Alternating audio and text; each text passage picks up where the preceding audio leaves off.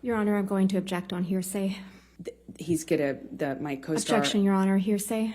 Amazing! Hi, and welcome back to another amazing video. Since the Johnny Depp and Amber Heard trial is over, we're taking a look back.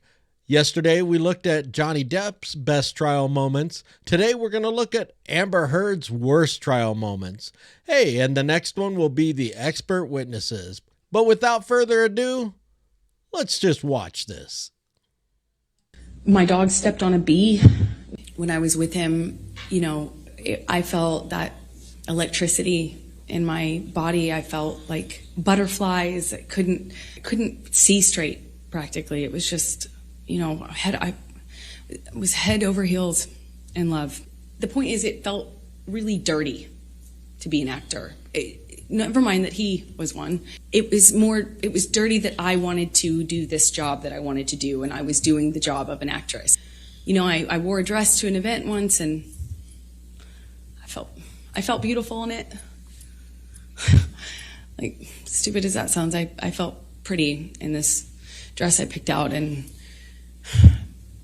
oh, come on. I mean, it's like, but I felt good in it. I felt good. And he said, yeah, kid, that's what you're putting out there in the world. No one will ever forget that. And that's all they'll see you as. He would make me feel so loved. Like I would feel so distant from that thing that was so scary that I would not even recognize it too.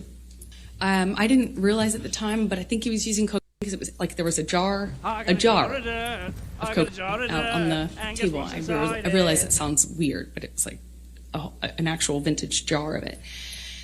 I was just sitting there on this carpet, looking at the dirty carpet, wondering how I wound up on this carpet and why I never noticed that the carpet was so filthy before, and I just didn't know what else to do. I didn't know what to say. I didn't know how to react.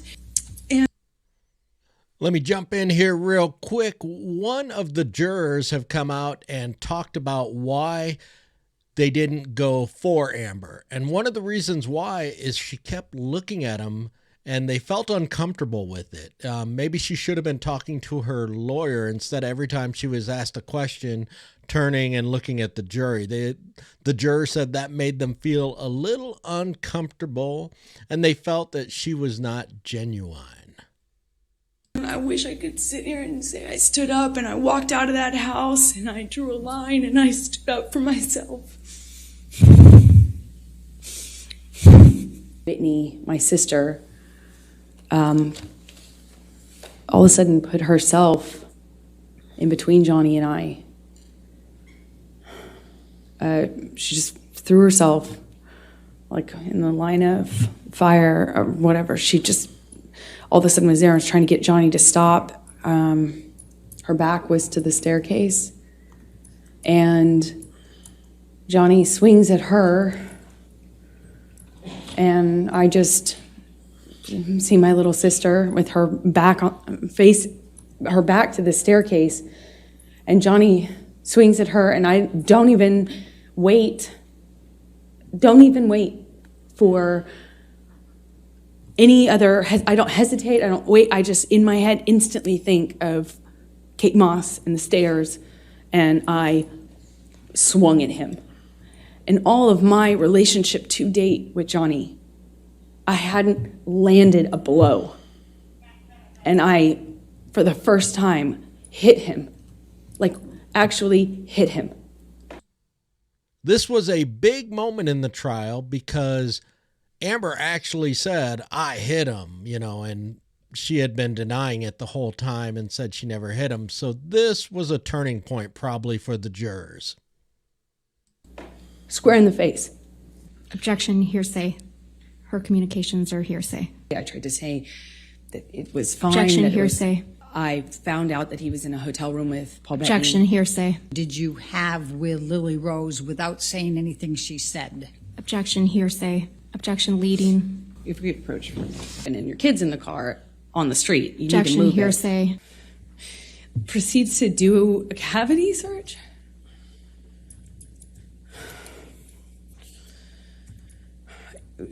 He said he was looking for his drugs, his cocaine, his coke. I was wondering how somebody who didn't do cocaine and was against it, that was in and of itself causing problems in our relationship. How could I hide? Why would I hide his drugs from, like he was insinuating that I was doing it or something? It made no sense. And he was telling me we're gonna conduct a cavity search, shall we? It was this other thing. And no one told him, no one was honest with him, no one, he'd pass out in his own vomit, he'd lose control of his body, he'd lose control, and everyone would clean up after him. I cleaned up after him. I mean, this man lost control of his bowels, and I cleaned up after him.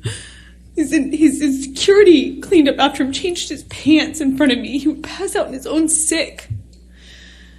I wanted to change my locks.